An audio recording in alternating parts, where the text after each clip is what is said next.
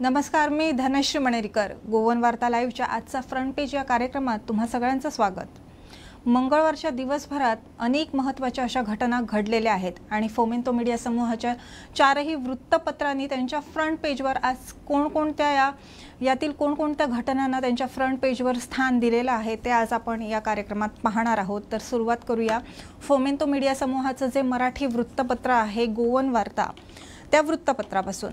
तर गोवन वार्ता या मराठी वृत्तपत्राने त्यांच्या पहिल्याच पानावर एक महत्त्वाची अशी बातमी दिलेली आहे किंवा जे प्रकरण गेल्या काही दिवसांपासून पेडण्यात सुरू आहे अबकारी घोटाळ्याचं त्याविषयीची जी आहे ती महत्त्वाची अपडेट त्यांनी आज त्यांची हेडलाईन म्हणून छापून आणलेली आहे।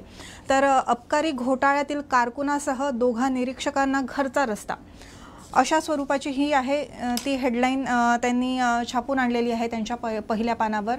तर दोन निरीक्षक होते, त्यांना घरचा रस्ता दाखवण्यात आलेला आहे, त्यांना निलंबित करण्यात आलेलं आहे आणि त्याचप्रमाणे 27.78 लाख रुपये वसूल करण्यात आलेले आहेत या प्रकरणात। आणि ही जी मध्यसाठ्याची ही जी चौकशी आहे ती होणार आहे।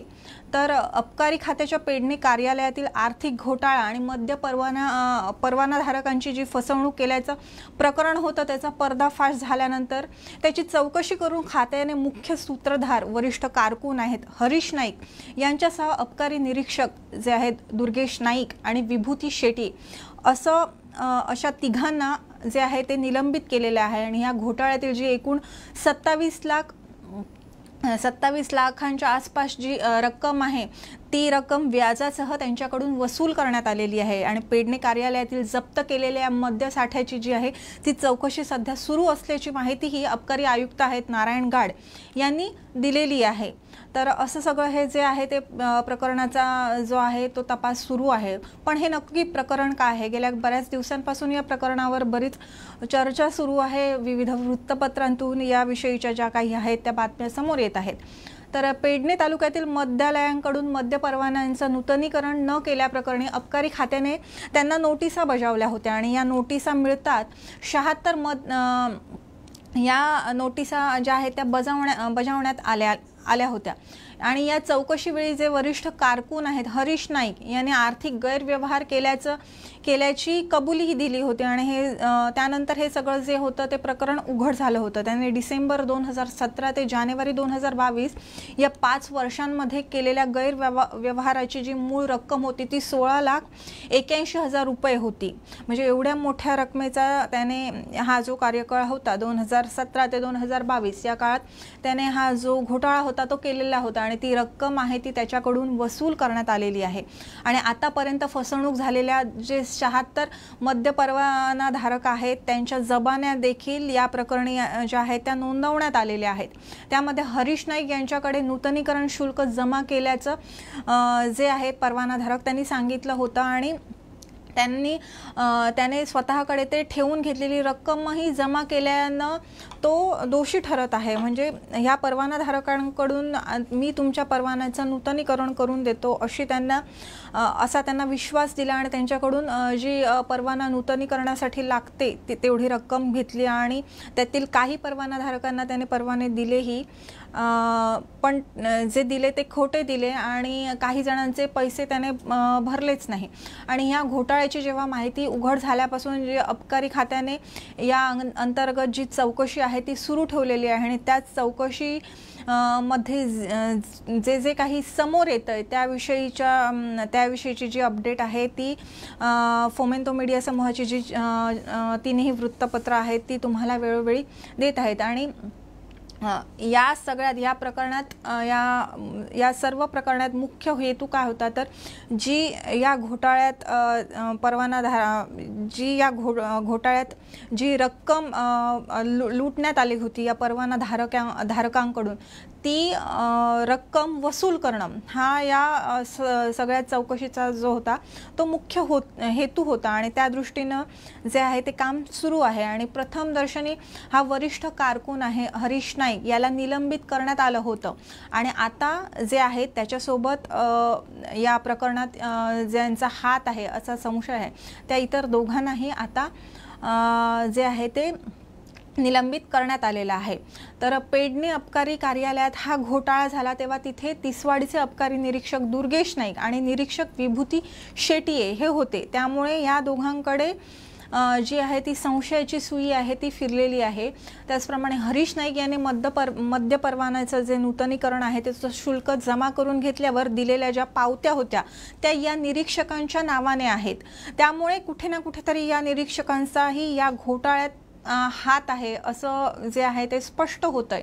त्यामुळे ही जी आहे ती निलंबनाची कारवाई ती करण्यात आलेली आहे आणि या पावत्यांवर जे बनावट स्टॅम्प आहेत त्यामुळेही ह्यातील जो संशय आहे तो बळावलेला आहे। त्यामुळे या घोटाळ्यामध्ये या निरीक्षकांचाही सहभाग असण्याची शक्यता नाकारता येत नाही।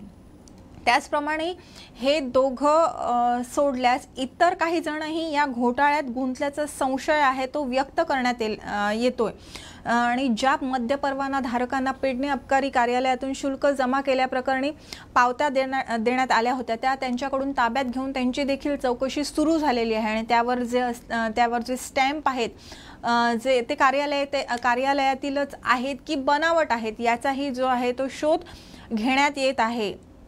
त्याचप्रमाणे वरिष्ठ कारकुनाने दिलेल्या जबानीनुसार या घोटाळ्यामध्ये पेडणे कार्यालयातील आणखी काही जणही गुंतल्याचा आहे तो संशय व्यक्त करण्यात येतो आहे आणि हा घोटाळा आहे तो तब्बल 5 वर्षांचा आहे। त्यामुळे किती मोठ्या काळ हा जो आहे तो घोटाळा सुरू होता आणि एवढा मोठा काळ एखादा घोटाळा सुरू आहे आणि त्याचा थांगपत्ताही अधिकाऱ्यांना लागत नाही असं यावर विश्वास खरं तर बसत नाही आणि त्या दृष्टीने जे काही आहे तपास तो सुरू आहे आणि या प्रकरणानंतर अबकारी खात्याने इतर कार्यालयातील आर्थिक व्यवहाराची माहिती जी आहे ती मागवलेली आहे आणि अबकारी खात्याचे जे आयुक्त आहेत नारायण गाड यांनी या सगळ्याशी माझा काहीही संबंध नाही असं आहे ते सांगितलेलं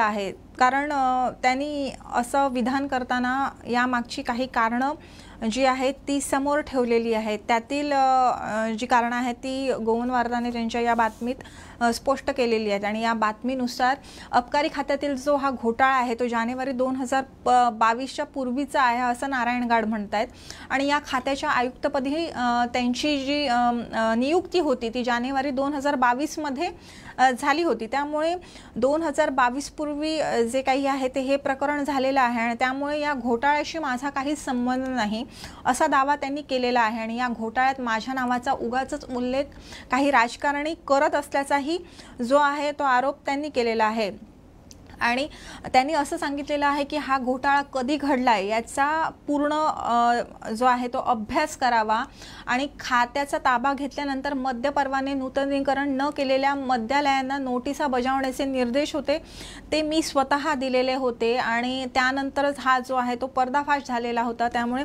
माझा या प्रकरणाशी काहीही संबंध नाही, मला उगाच यात गोवू नका असं जे आहे ते नारायण गाड यांनी म्हटलेलं आहे। आणि या सगळ्या प्रकरणात अजून एक महत्त्वाची जी माहिती समोर आणलेली आहे गोवन वार्ताच्या या बातमीतून समोर आलेली आहे ती जे मद्य व्यावसायिकांचे जे परवाने आहे ज्यांना लुबाडण्यात आलेलं आहे त्यांचे जे परवाने आहेत ते कायम राहणार आहेत कारण त्यांनी परवान्यांसाठी जे आवश्यक शुल्क आहे ते भरलेलं आहे। मद्य विक्री परवान्यांच्या नूतनीकरणाचं शुल्क न भरल्याने परवाने निलंबित करण्यात येतात। म्हणजे जनरली हा जे आहे ते अशी प्रोसेस चालते, जर तुम्ही पैसे भरले नाहीत तर तुमचा परवाना आहे तो निलंबित करण्यात येतो।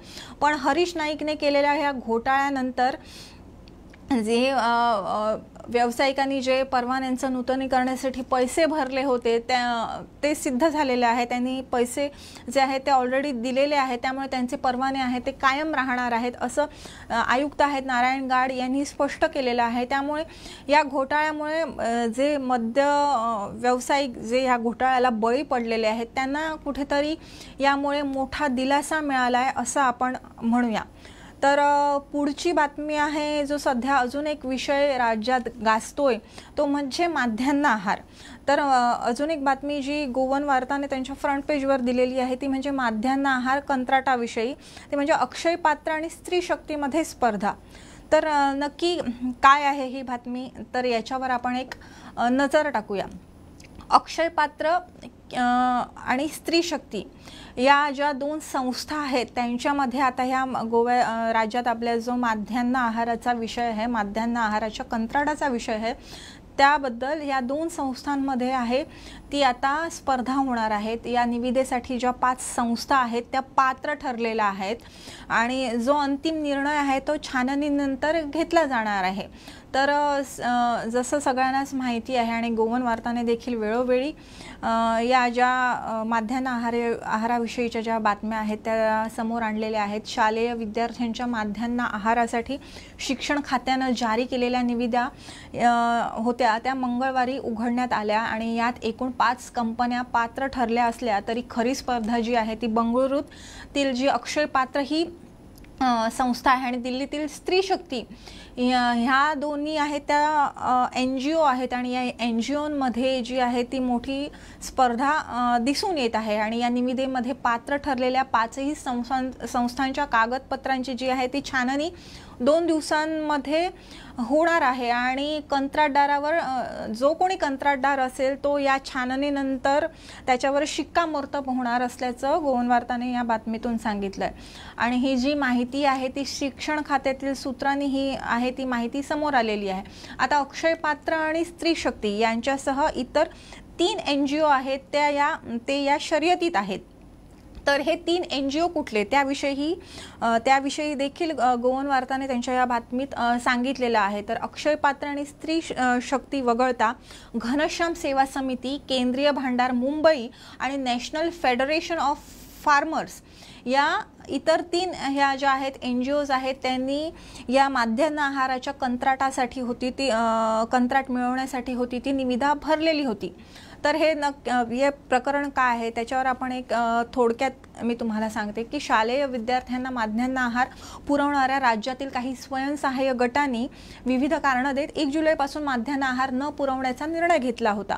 म्हणजे पूर्वी जे होतं हे माध्यान्ह आहार होता तो शाळांना या जे स्वयंसहाय्य गट आहेत, सेल्फ हेल्प ग्रुप आहेत त्यांच्याकडून तो पुरवण्यात येत होता आणि त्यांनी 1 जुलैपासून हा माध्यान्ह आहार न पुरवण्याचा निर्णय घेतल्यानंतर सरकारने ही पुढचं पाऊल उचललं. त्यामुळे सरकारने माध्यान्ह आहारासाठी NGO नेमण्याचा जो निर्णय होता तो घेतला आणि त्याच्याही निविदा जारी केल्या. त्यानंतर हे प्रकरण बरंच वाढलं. सेल्फ हेल्प ग्रुपनी जी होती ती मुख्यमंत्र्यांची भेट घेतली आणि NGOंना हे कंत्राट देऊ नये अशी विनंती केली. त्यांच्याकडून त्यांचं कंत्राट काढून घेऊ नये अशी जी होती विनंती होती ती सेल्फ हेल्प ग्रुपनी मुख्यमंत्र्यांकडे केली. त्या दृष्टीने मुख्यमंत्र्यांनी त्यांना योग्य तो निर्णय घेणार असल्याचं सांगितलं. पण आता हे प्रकरण पुढे कुठवर जातं त्याविषयी जी काही अपडेट असेल ती आम्ही तुम्हाला वेळोवेळी देत राहू. तर पुढची महत्त्वाची बातमी आहे जी गोवन वार्ताने त्यांच्या फ्रंट पेजवर दिलेली आहे ती म्हणजे पावसाची. मंगळवारी रात्रीपासून बुधवार सकाळपर्यंत आज सकाळपर्यंत पणजीसह गोव्याच्या विविध भागात बऱ्याच प्रमाणात मोठा असा पाऊस झालेला आहे आणि मुसळधार पाऊस असा झालेला आहे आणि या मुसळधार पावसाचा फटका पणजीला बसलेला आहे. या मुसळधार पावसाने अक्षरशः राज्यातील विविध भागांसह पणजीलाही झोडपून काढलेला आहे. पणजीत अक्षरशः पूरसदृश परिस्थिती जी आहे ती निर्माण झालेली आहे. विविध भागात 18 जून रस्ता म्हणा, बस स्टँड परिसर म्हणा, सांतिनेज परिसर म्हणा, इथे ठिकठिकाणी जी आहे ते पूरसदृश परिस्थिती निर्माण झालेली आहे. पाणी भरलेलं आहे. त्याचप्रमाणे 18 जून जो रस्ता आहे तिथे दुकानांमध्ये पाणी शिरलेलं आहे. त्याचप्रमाणे सांतिनेज भागातही घरांमध्ये पाणी शिरलेलं आहे. आणि ही जी पणजी तुंबलेची जी स्मार्ट झलक आहे ती गोवन वार्ताने आज त्यांच्या फ्रंट पेजवर एका फोटोसह सविस्तर अशी बातमी दिलेली आहे. तर गोवन वार्ताने ही जी बातमी दिलेली आहे त्या बातमीनुसार पणजीत मंगळवारी संध्याकाळी 7:30 वाजल्यापासून रात्री 9:30 पर्यंत जो जोरदार पाऊस झाला त्यातील जी पणजी शहरातील जी स्मार्ट सिटीची गटारं होती त्या गटार व्यवस्थेवर प्रश्न उपस्थित झालेला आहे आणि हा विषय आहे तो आम्ही गोवन वार्ता लाईव्हच्या फ्रंट पेजमध्ये याआधीही बऱ्याच वेळा डिस्कस केलेला आहे। जेव्हा मान्सून राज्यात दाखल झाला नव्हता त्याच्या आधी मान्सून दाखल झाल्यानंतर पणजीची काय परिस्थिती होणार आहे, कारण ठिकठिकाणी खोदकाम करून ठेवलेलं आहे, गटार साफ करण्यात आलेली नव्हती। अशातच जर पाऊस झाला तर पणजीची काय परिस्थिती, पणजीवर काय परिस्थिती ओढवेल याविषयी आम्ही जे आहे ते वेळोवेळी भाष्य केलेलं होतं। त्याचप्रमाणे आता जे आहे पाऊस मोठ्या प्रमाणात झालेला आहे आणि त्यात स्मार्ट सिटी पणजीचा जो काही स्मार्टनेस आहे तो समोर आलेला आहे। शहरातील या पावसात जसं मी सुरुवातीला सांगितल्याप्रमाणे 18 जून रस्ता पूर्ण पाण्याखाली गेल्याने काही दुकानं आहेत या रोडवरील त्या दुकानांमध्ये पाणी शिरलं। त्याचप्रमाणे सांतिनेज परिसरातही गटारं आहेत ती भरून वाहू लागल्यानं पुन्हा एकदा सर्वत्र जे आहे ती दुर्गंधी पसरली आणि पहिल्यांदाच 2 तास या पडलेल्या जोरदार पावसाने पणजीत पाणी झालं। म्हणजे विचार करा, अजून आता कुठे जून संपतोय, अजून पावसाचे 2-4 महिने बाकी आहेत आणि या महिन्यांमध्ये पणजीची अजून काय अवस्था होणार आहे त्याचा विचार आपण सध्या न केलेला बरा।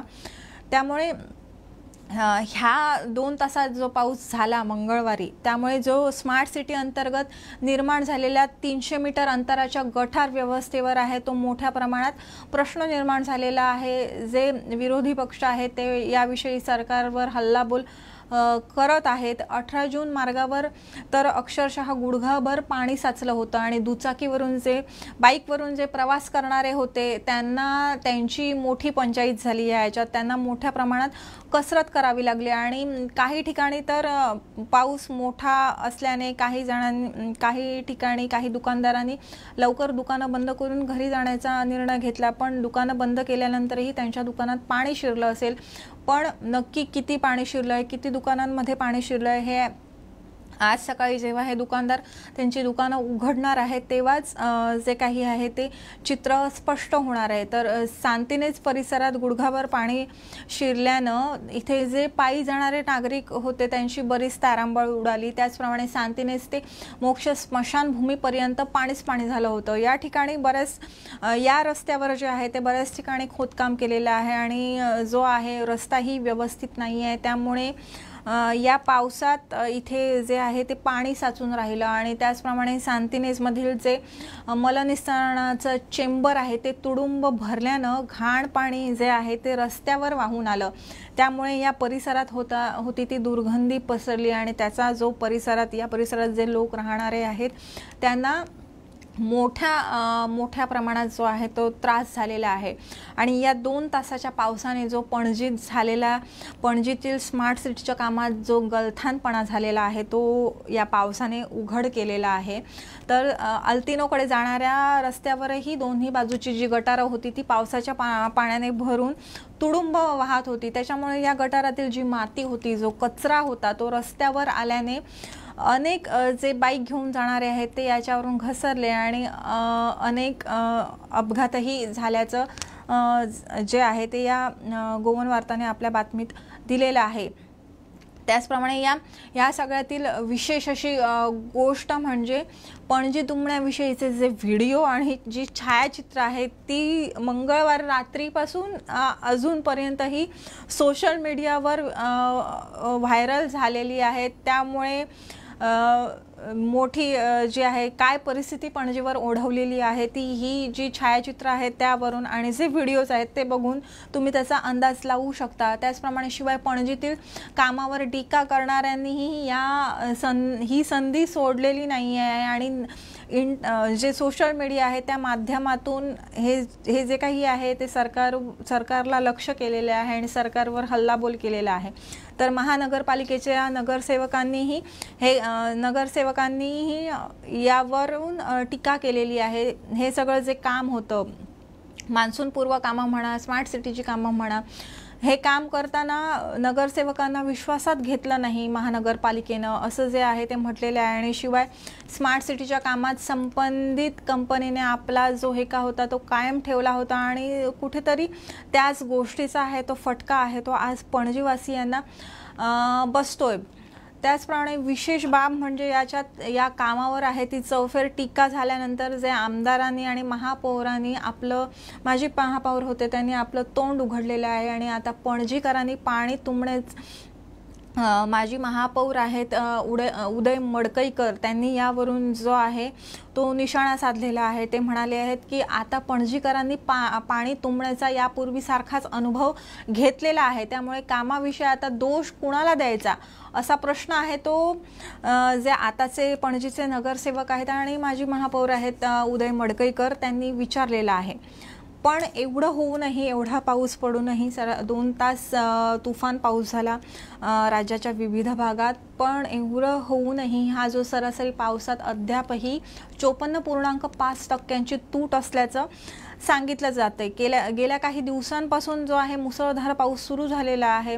थोड्याफार प्रमाणात राज्याच्या विविध भागात आहे तो बराच पाऊस होतोय, तरी जी आहे ती सरासरी पावसात अजूनही 54.5% जी आहे ती तूट आहे.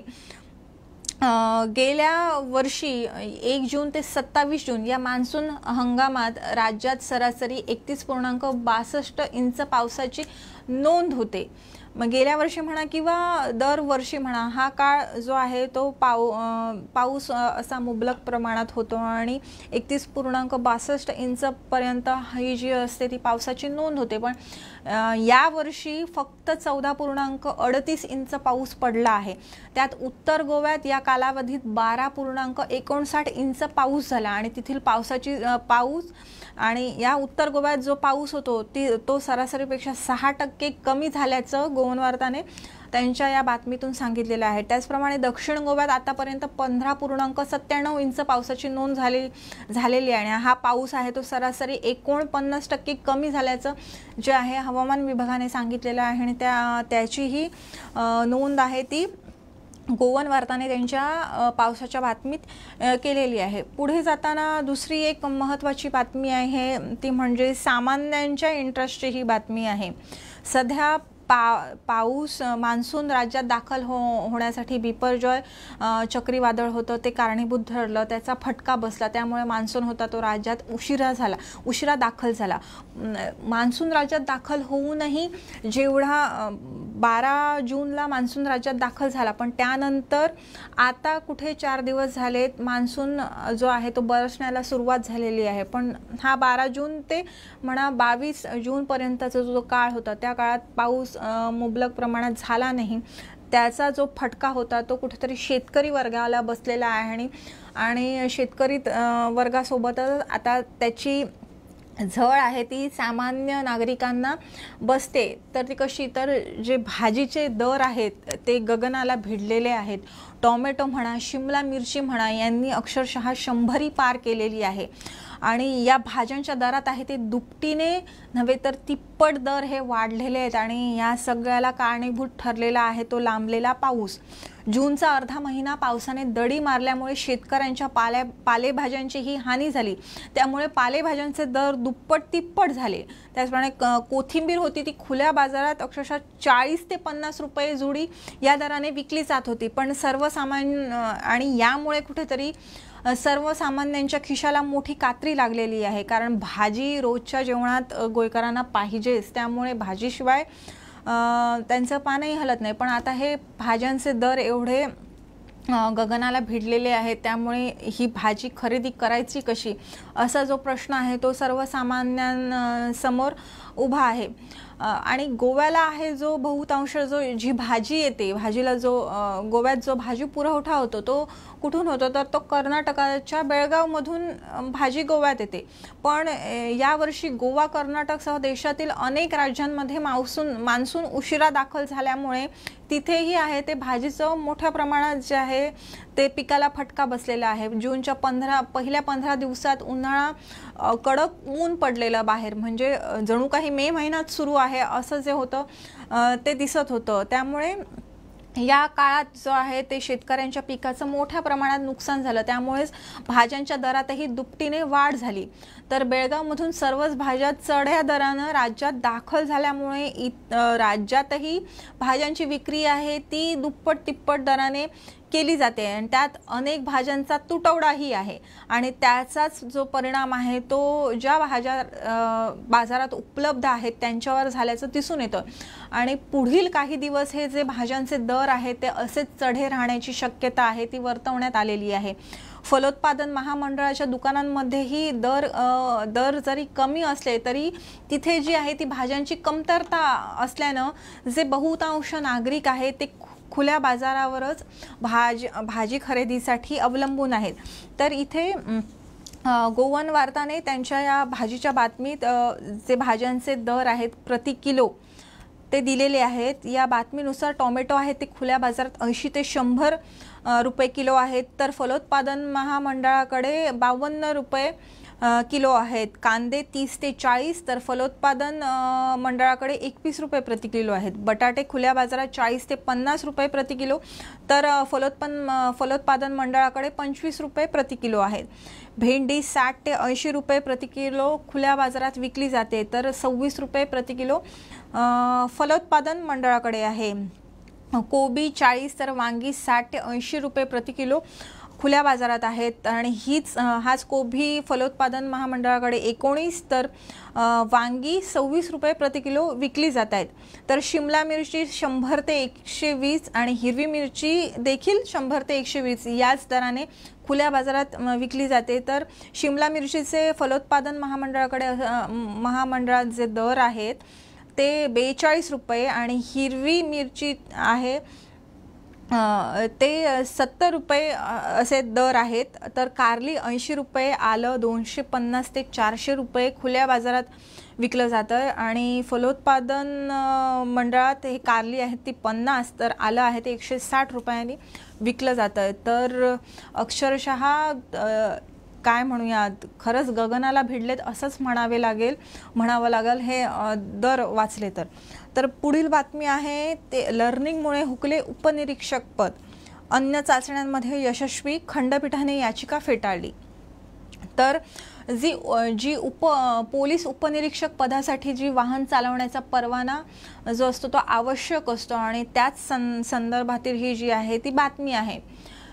याविषयीचं जी आहे जाहिरात आहे ती काही दिवसांपूर्वी आली होती। एका महिलेनं तिच्याकडे जो लर्निंग लायसन्स परवाना होता तो होता, मात्र तो शिकाऊ वाहन परवाना होता, तर त्यामुळे तिला उपनिरीक्षक पदापासून वंचित राहावं लागलं अशा स्वरूपाची ही बातमी आहे।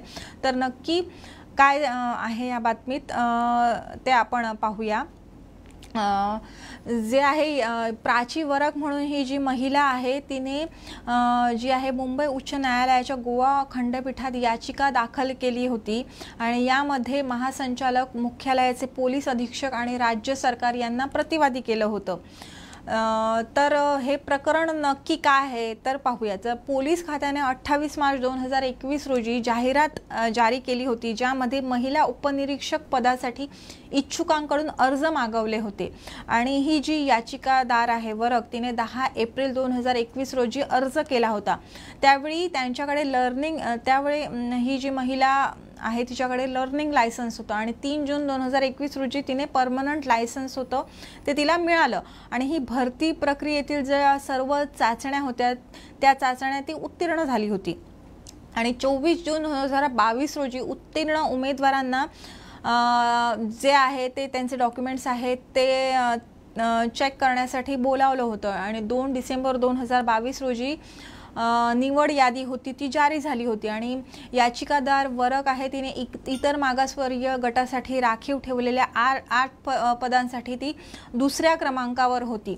तर 16 डिसेंबर 2022 रोजी तिला पुन्हा बोलावण्यात आलं। 3 जानेवारी 2023 रोजी वरक आहे तिने लर्निंग लायसन्स आणि परमनंट लायसन्स सादर केलं। तर 30 एप्रिल 2021 रोजी अर्ज करण्याच्या अंतिम दिवशी तिच्याकडे परमनंट लायसन्स नसल्यामुळे तिची निवड झाली नाही अशी माहिती जी आहे ती 22 फेब्रुवारी 2023 रोजी देण्यात आली. अधिकाऱ्यांकडून ही जी आहे ती माहिती देण्यात आली. तर पोलीस खात्याने 3 एप्रिल 2023 रोजी वरक यांना वगळून जे इतर उमेदवार होते त्यांची उपनिरीक्षकपदी जी आहे ती नियुक्ती केली होती आणि यावरच आक्षेप घेऊन वरक हिने खंडपीठाचा दरवाजा होता तो ठोठावला होता. मात्र खंडपीठात तिची निराशा झालेली आहे.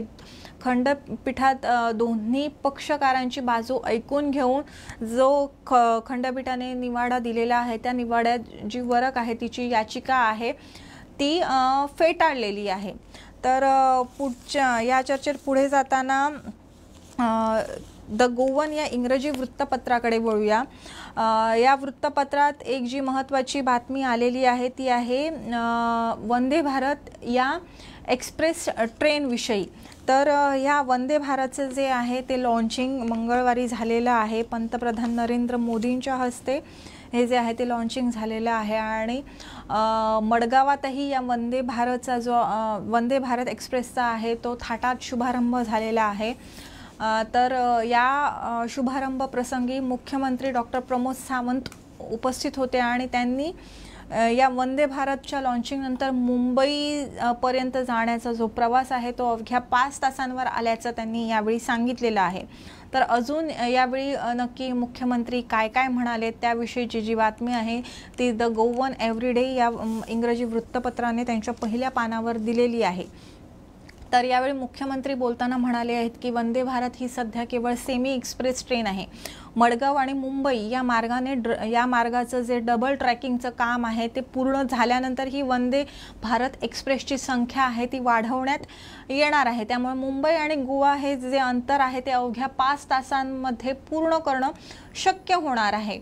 आणि मग सुरुवातीलाच मी जसं तुम्हाला सांगितल्याप्रमाणे पंतप्रधान नरेंद्र मोदी यांच्या हस्ते मंगळवारी दुपारी या वंदे भारत सह इतर जे 4 मार्ग आहेत त्या 4 मार्गांवरील या एक्सप्रेस ट्रेनचा आहे तो शुभारंभ झालेला आहे. भोपाळच्या राणी कमलापती रेल्वे स्थानकावरून व्हर्च्युअल पद्धतीने पंतप्रधान नरेंद्र मोदींनी आहे ते वंदे भारत ट्रेनचा जो आहे तो शुभारंभ केलेला आहे. आणि यावेळी मडगाव येथे जो यावेळी कार्यक्रम आयोजित करण्यात आला होता तिथे मुख्यमंत्री डॉक्टर प्रमोद सावंत उपस्थित होते आणि मुख्यमंत्री डॉक्टर प्रमोद सावंतांसोबतच राज्यपाल PS श्रीधरन पिल्लई, महाराष्ट्राचे अन्न व नागरी पुरवठा मंत्री रवींद्र चव्हाण, राज्यसभा खासदार विनय तेंडुलकर यांच्यासह मडगावचे आमदार आहेत दिगंबर कामत, आमदार उल्हास तुयेकर, मुख्य सचिव आहेत पुनीत कुमार गोयल, DGP जसपाल सिंग, कोकण रेल्वे कॉर्पोरेशनचे मुख्य कार्यकारी, वंदे भारत मुख्य कार्यकारी तसंच इतर जे व्यक्ती होत्या त्या उपस्थित होत्या. आणि या वंदे भारत एक्सप्रेसमुळे गोव्याच्या पर्यटनाला चालना मिळणार असल्याचा जो विश्वास आहे तो पर्यटन मंत्री रोहन खंवटेंनी व्यक्त केलेला आहे. गोवा जागतिक पर्यटन नकाशावर असल्यामुळे आता या ट्रेनमुळे पर्यटकांना अगदी आरामात आहे ती आरामात प्रवास करण्याची संधी मिळणार आहे. त्या आरामात गोव्यापर्यंत येऊ शकतात. यावेळी आहे ती मुख्यमंत्री डॉक्टर प्रमोद सावंतांनी एक महत्त्वाची अशी घोषणा केलेली आहे. पंचतारांकित रेल्वे स्थानक करणार असल्याचं जे आहे ते मुख्यमंत्र्यांनी सांगितलेलं आहे. मडगाव हे राज्यातील मुख्य गेटवे रेल्वे स्टेशन आहे आणि इथे आहे मडगावात दक्षिण भारतातील राज्यांसह कोकण, महाराष्ट्र इथूनही ज्या रेल्वे गाड्या येतात त्या या रेल्वे स्टेशनवर थांबतात. त्यामुळे मडगाव हे पंचतारांकित रेल्वे स्टेशन सुरू करण्याचा प्रयत्न असल्याचं यावेळी सांगण्यात आलेलं आहे. आणि या संदर्भात जी काही चर्चा आहे ती केंद्रीय रेल्वे मंत्री अश्विनी वैष्णव यांच्याशी केलेली आहे. आणि सध्या मडगाव रेल्वे स्थानक परिसराच्या नूतनीकरणाचं काम आहे ते GIDC मार्फत सुरू केल्याचंही मुख्यमंत्र्यांनी यावेळी सांगितलेलं आहे. त्याचप्रमाणे यावेळी मुख्यमंत्र्यांनी दाबोळी विमानतळ ही सुरूच राहणार असल्याचा जो आहे तो पुनरुच्चार केलेला आहे. मोपा विमानतळ आहे ते सुरू झाल्यानंतर बरीच अशी चर्चा रंगली होती की मोपा विमानतळ सुरू झाल्यामुळे दाबोळी विमानतळ आहे ते बंद पडणार आहे.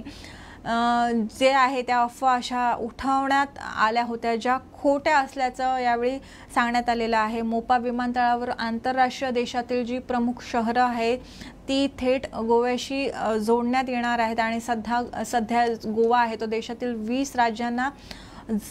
20 राज्यांशी जोडला गेलेला आहे आणि भविष्यात गोवा सर्व राज्यांशी जोडला जाईल असा विश्वास यावेळी मुख्यमंत्र्यांनी जो आहे तो व्यक्त केलेला आहे। त्याचप्रमाणे यावेळी अजून एक महत्त्वाची गोष्ट आहे ती सांगण्यात आलेली आहे ती म्हणजे पुढच्या 3 वर्षात 400 वंदे भारत आहेत त्या वंदे भारत एक्सप्रेस ट्रेन सुरू होणार आहेत। वंदे भारत ही पूर्णतः भारतीय बनावटीची एक्सप्रेस ट्रेन असल्याचंही यावेळी सांगण्यात आलेलं आहे। सध्या एकूण 23 वंदे भारत एक्सप्रेस सुरू आहेत आणि पुढील 3 वर्षात देशातील 400 नव्या वंदे भारत एक्सप्रेस ट्रेन आहेत त्या धावणार आहेत। केंद्रीय पर्यटन राज्यमंत्री श्रीपाद नाईक आहेत त्यांनी ही महत्त्वाची अशी माहिती आहे ती यावेळी या कार्यक्रमाच्या प्रसंगी दिलेली आहे। पंतप्रधान नरेंद्र मोदी यांना देशाच्या विकासाची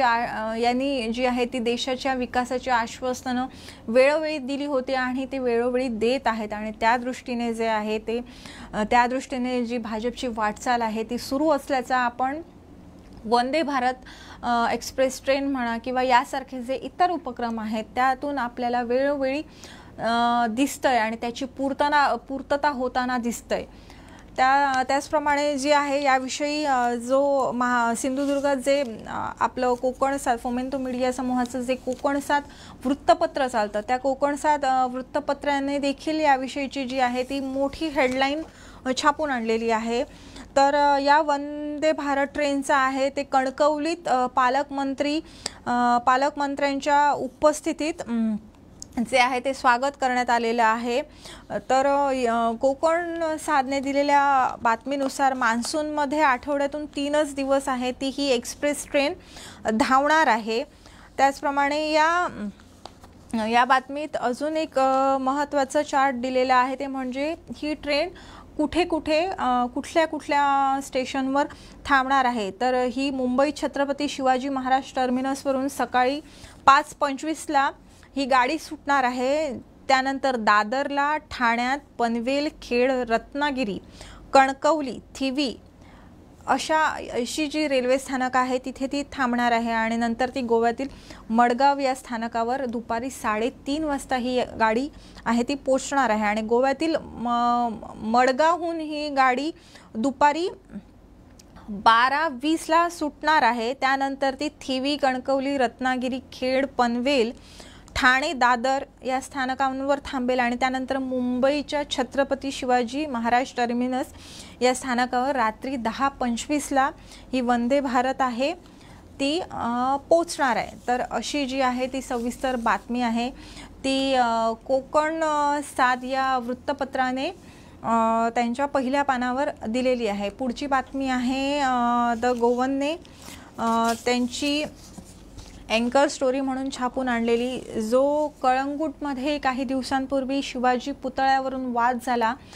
त्याविषयीची जी आहे ती अपडेट ही बातमी दिलेली आहे। या बातमीनुसार शिवप्रेमीज ready to shift statue but want prime area in Calangute.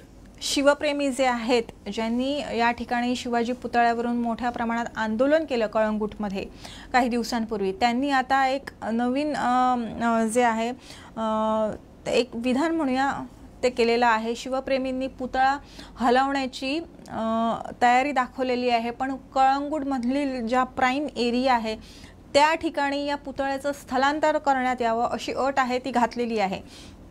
Shivswarajya Calangute ही जी संस्था आहे त्या संस्थेकडून हे जे आंदोलन होतं ते करण्यात आलेलं होतं आणि या संस्थेकडून जी संघटना आहे तिने जो आहे शिवाजी पुतळा सध्याच्या जागेवरून हलवण्यासाठी होकार दिलेला आहे। पण कळंगूट पंचायतीने कळंगूटमधील जे 4 ट्रॅफिक सर्कल आहेत महत्त्वाचे त्या 4 ट्रॅफिक सर्कलपैकी कोणत्याही एका ठिकाणी हा जो पुतळा आहे त्याची स्थापना करण्याची परवानगी द्यावी अशी मागणी आहे ती केलेली आहे। कळंगूटचे सरपंच जोसेफ सिक्वेरा हे शिवाजी पुतळ्याच्या उभारणीवरून झालेला पेच झाकण्यासाठी खोटं बोलत असल्याचाही आरोपही या शिवप्रेमींनी मंगळवारी केलेला आहे।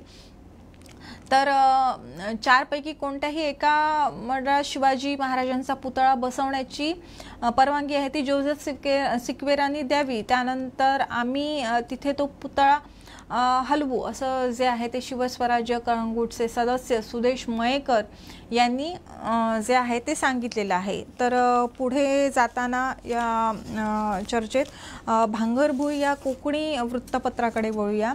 तर या कोकणी वृत्तपत्राची पहिली जी हेडलाईन आहे, हम तो चले परदेस, पासपोर्टार उदक सोडपी गोयकार चढ, अशा स्वरूपाची जी आहे ती हेडलाईन आहे। या भांगरभुईने या बातमीत दिलेल्या माहितीनुसार तब्बल 23,206 गोमंतकीयांनी गोमंत भूमीला जो आहे तो रामराम केलेला आहे। गेल्या 8 वर्षात एवढ्या मोठ्या प्रमाणात जे आहे ते गोयकरांनी बाहेरच्या देशांमध्ये स्थलांतर केलेलं आहे आणि ही जी आकडेवारी आहे ती आज भांगरभुई या कोकणी वृत्तपत्राने त्यांच्या फ्रंट पेजवरील हेडलाईनमध्ये दिलेली आहे। त्याचप्रमाणे यासाठी कारण काय, तर नव्या देशाचं नागरिकत्व नव्या देशाचं नागरिकत्व मिळवण्यासाठी जे आहे ते गोयकरांनी हा निर्णय घेतलेला आहे। त्याचप्रमाणे देशात रोजगार संधींचा अभाव, आर्थिक तफावत, त्याचप्रमाणे पाश्चिमात्य वेस्टर्न कल्चर आहे त्याचा आकर्षण, यामुळे जे आहे ते हजारोंच्या संख्येने दरवर्षी गोयकार गोवा सोडून कायमचे परदेशात स्थिरावण्यासाठी जात असल्याचं या बातमीतून सांगण्यात आलेले आहे। त्याचप्रमाणे गोव्याप्रमाणेच देशाची आकडेवारी ही मोठ्या संख्येने समोर आलेली आहे आणि याविषयीची जी आकडेवारी आहे ती विदेशी व्यवहार मंत्रालयाने दिलेली आहे आणि या मंत्रालयाच्या माहितीनुसार 2015 ते डिसेंबर 2022 पर्यंत 23,206 जणांनी दुसऱ्या देशांचं आहे ते नागरिकत्व घेतल्यानंतर भारतीय पासपोर्ट आहे तो परत केलेला आहे आणि त्याचप्रमाणे 2015 ते 2018 या 4 वर्षांमध्ये सर्वाधिक लोकांनी भारतीय पासपोर्ट परत केलेला आहे। या 4 वर्षांच्या तुलनेत 2016 मध्ये सर्वाधिक 4,139 लोकांनी गोवा सोडून इतर देशांचं जे आहे ते नागरिकत्व घेतलेलं आहे। म्हणजे एवढ्या मोठ्या संख्येने जे आहे ते गोयकार गोवा सोडून परदेशात स्थायिक होत आहेत। त्याचप्रमाणे कोविड पूर्वी गोवा सोडून विदेशात स्थलांतरित होणाऱ्यांचा आकडा मोठा होता, पण 2020 मध्ये जो आहे हा आकडा 930 एवढा कमी झाला होता। पण 2021 मध्ये गोव्यातील 2,835 जणांनी भारतीय पासपोर्ट आहे तो परत केलेला आहे। तर 2022 मध्ये 1,265 जणांनी भारतीय पासपोर्ट परत केलेला आहे। म्हणजे केवढा मोठा हा आकडा आहे तो वाढतोय ते तुम्ही पाहू शकता। या बातमीच्या पार्श्वभूमीवर जो आहे तो दुहेरी नागरिकत्वाचा विषय आहे तो पुन्हा एकदा ऐरणीवर आलेला आहे। राज्यात पोर्तुगीज नागरिकत्व असलेल्यांची जी संख्या आहे ती 50,000च्या आसपास आहे। याबाबत अनेक वेळा जे आहे ते उलटसुलट तक्रारी आणि चर्चा झाल्या आहेत, पण पोर्तुगालसह अन्य इतर जे देश आहेत त्यांचं नागरिकत्व घेऊनही ज्यांच्याकडे भारतीय नागरिकत्व आहे अशा नागरिकांची जी आहे ती चौकशी करून ती माहिती सादर करण्याच्या सूचना या आधीच ज्या आहेत त्या केंद्रीय गृह मंत्रालयाने जिल्हाधिकाऱ्यांना केल्या आहेत, पण त्यांचं काम अजूनही सुरूच आहे, ते पूर्ण झालेलं नाही आणि त्यात राज्य आणि केंद्र सरकारच्या इच्छाशक्तीचा जो आहे तो अभाव दिसून येत असल्याचं या बातमीतून समोर येत आहे। तर याच बातमीच्या पार्श्वभूमीवर अजून एक महत्त्वाचा विषय जो गंभीर विषय आहे तो मालमत्तेचा।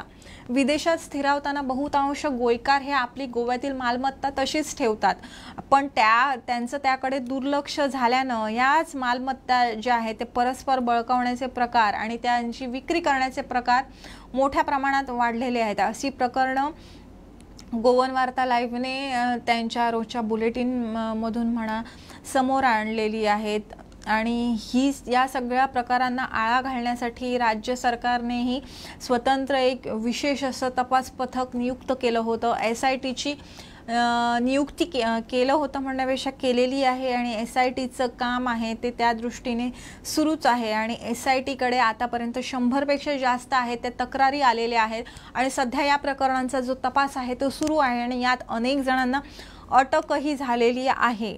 त्यामुळे हा खरंच खूप एक गंभीर असा विषय म्हटला पाहिजे। तर अजून एक महत्त्वाची बातमी आहे जी भांगरभुई या वृत्तपत्राने दिलेली आहे। छोटीशी अशी बातमी दिलेली आहे ती म्हणजे राज्यसभेसाठी 24 जुलैला आहे ती निवडणूक होणार आहे।